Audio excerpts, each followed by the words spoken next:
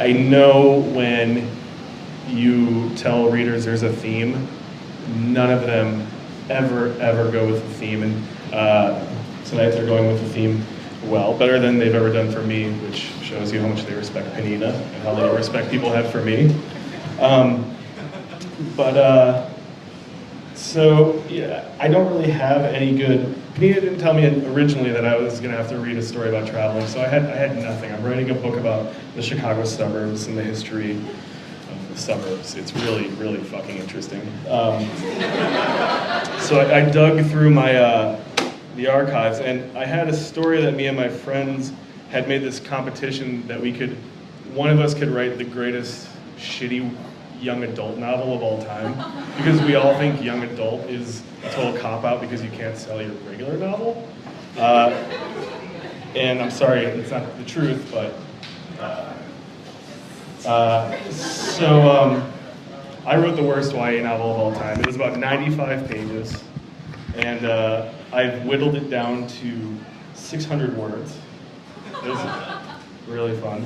And then I have a short essay, so it's the best I could do. This is called When I Was Good. Life was filled with all the mundane dalliances of a careless, sexless, and awkward 14-year-old. Unless, of course, you count the pot I transported and the dirt bike I owned. I wasn't cool, but I was well-liked.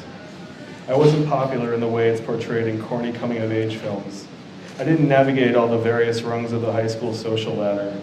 I was popular in my mom sold the best weed in Long Grove, and I was bought a dirt bike so I could deliver quicker than Domino's kind of way.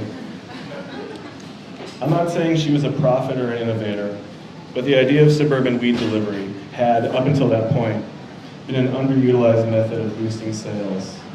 And if that was what helped pay for me to get into a fancy private school, I don't know what else there was. I started my job the day after my bar mitzvah at the local hippie temple, where they altered any mention of the creator with a she, he, instead of the typical misogynistic male pronouns. There was also Indian war paint, yoga stretching, and we all got mitzvah massages in the kosher chill-out tent during the after party. At 7 a.m. the next morning, I woke from a sound sleep to my mom telling me I had to go measure baggies and be out on the road by 10 a.m. You'll probably be home in time for lunch, my mom said, gingerly fingering an eighth into a clear plastic tube. I'm making vegan pizza, so get home quick.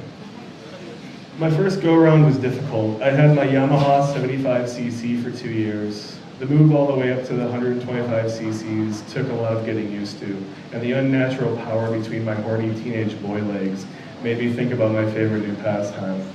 And out of the broken tree branches and dead deer carcasses left scattered along the forest floor like careless weekend warriors, I had to muster every ounce of discipline I had for 3 simple deliveries. And when I finally got the job done, I headed home to eat. As time went on, I'd hear the other kids complain about their part-time jobs, bagging groceries or stocking boxes.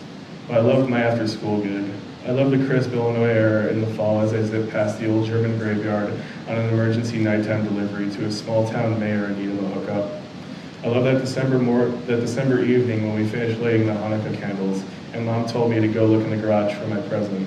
There I found an Arctic Cat snowmobile with a big blue bow wrapped around it. Can't make deliveries in a blizzard on a dirt bike, my mom said. Sometimes we joke that Mom is the Jim Brown of local dealers. She was the best when she did it, and she smartly retired on top. She gifted the business to my friend Ernie's dad, who wanted to get out of the landscaping business and do something with more soul. I sit behind a desk now. I do some undefined job that makes me a lot of money, and I really can't complain about my life. But if you were to ask me when I was the happiest, nothing comes close to those years I spent zooming around with a backpack full of weed meant for everyone else but me. That's one of them.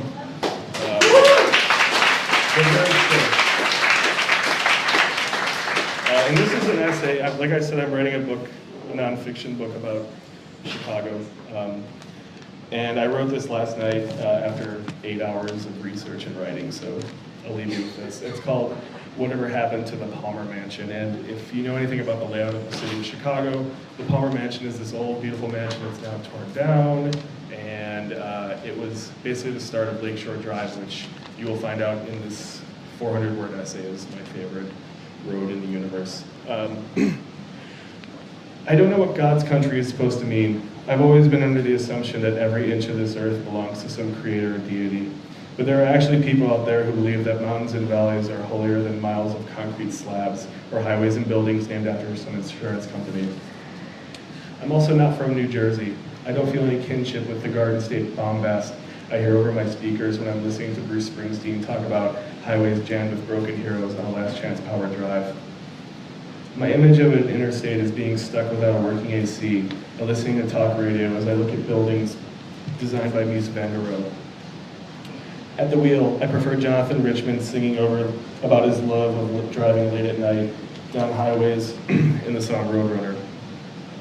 Unfortunately, I have to replace Richman's lust for the roads of Massachusetts with an expressway that is wedged right next to Lake Michigan in Chicago, thus tarnishing and defacing the brilliant poetry of one of the great rock songs ever. I've been down many roads all over the globe, but I've yet to find one that conjures up emotions like Lakeshore Drive does. I know it's normal to feel nostalgic about your hometown, but cruising Lakeshore Drive when it isn't too jammed up is something I find myself daydreaming about. The imposing sight of Soldiers Field, the Adler Planetarium, the Navy Pier Ferris wheel, the grounds of the Museum of Science and Industry that the ghost of Clarence Darrow is said to haunt, the inspiration for the apartments where Saul Bellow placed his character Abe Ravelstein, and the point where the south side becomes the northern one that I call home. Lakeshore Drive is the closest I'll come to God's country. He said it best, so let me paraphrase Fitzgerald. That's my Middle West, not the Weeder or the prairies or the lost sweet towns, but the thrilling moment when you're driving down LSD on a cold night and there isn't anybody else around you, the street lamps and the billboards in the frosty dark, and the shadows of skyscrapers and commerce. I am part of that. Thanks.